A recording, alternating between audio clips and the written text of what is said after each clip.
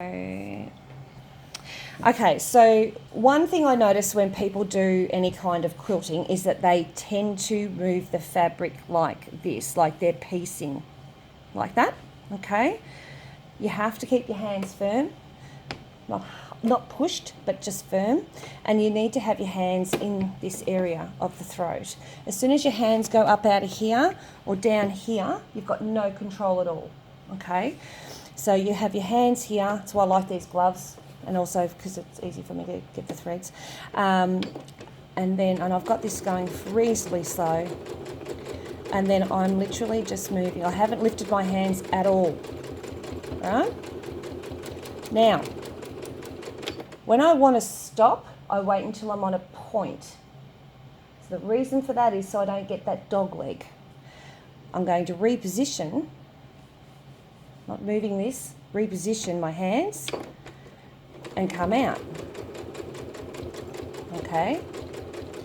Now, if my hand's going to get in the way, like it's about to, I stop.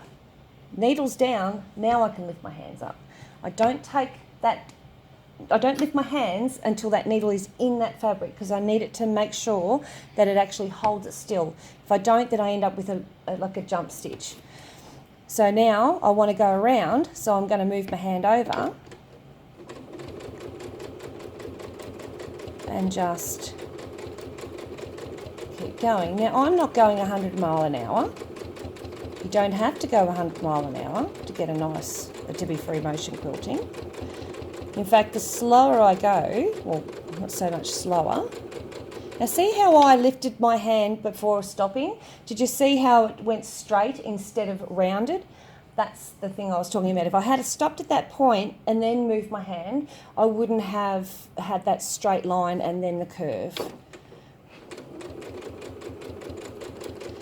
So see how my hands are getting lower down here?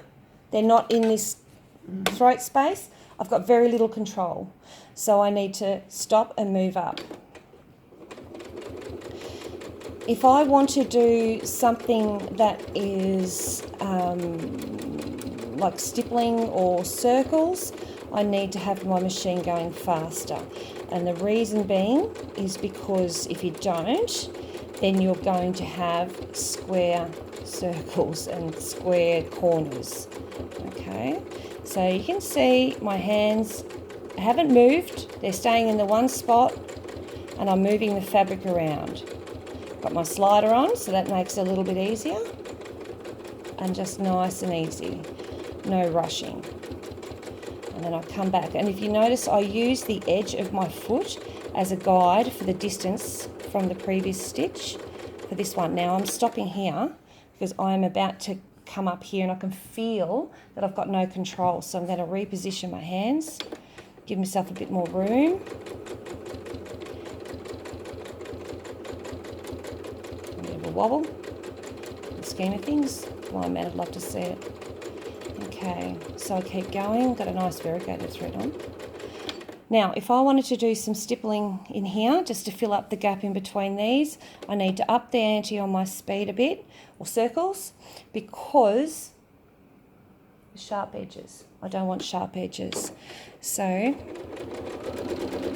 if I do that and I just want little tiny stipple, and you notice it's all small movements, very small movements, and lots of tiny stitches.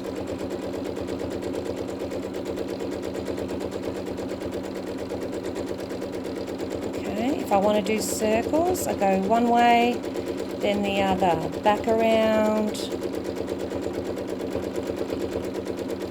and around, back around. You don't actually, when you're doing circles, you are never exactly on the line as the one before. It's impossible.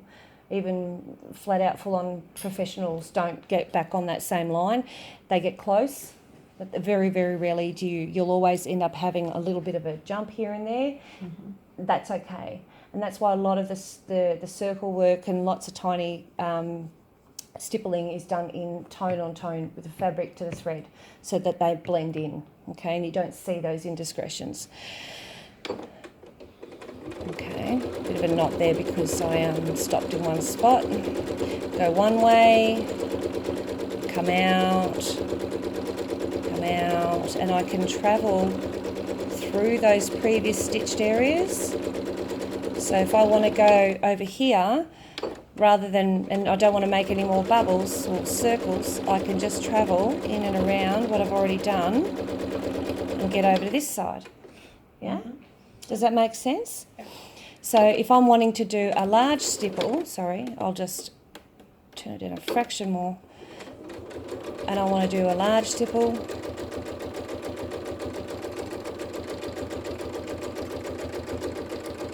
And this helps to keep, if I don't go up like a bull at a gate, it helps to keep me regular in the stitches. So the stitches aren't long and short, they're sort of, pretty much all reasonably even. Okay, so you can see how that works. So a little bit of a knot there, that's because I sat in one spot too long and I've got white thread on the bottom. If I was doing this for anything other than a sample, I'd have black on the bottom, so if that did come up, you're not going to see it. But does that sort of show what you do? Mm-hmm. Yeah. So what I did notice is that sometimes you're doing this, feeding it around, you're not piecing, you're quilting. You keep your hands nice and firm, they're in that area. If you want to move your fabric, stop the machine and then move it. Don't move it around like that while you're quilting, as it makes it too hard for you. That's how your mistakes happen. So I hope that helps.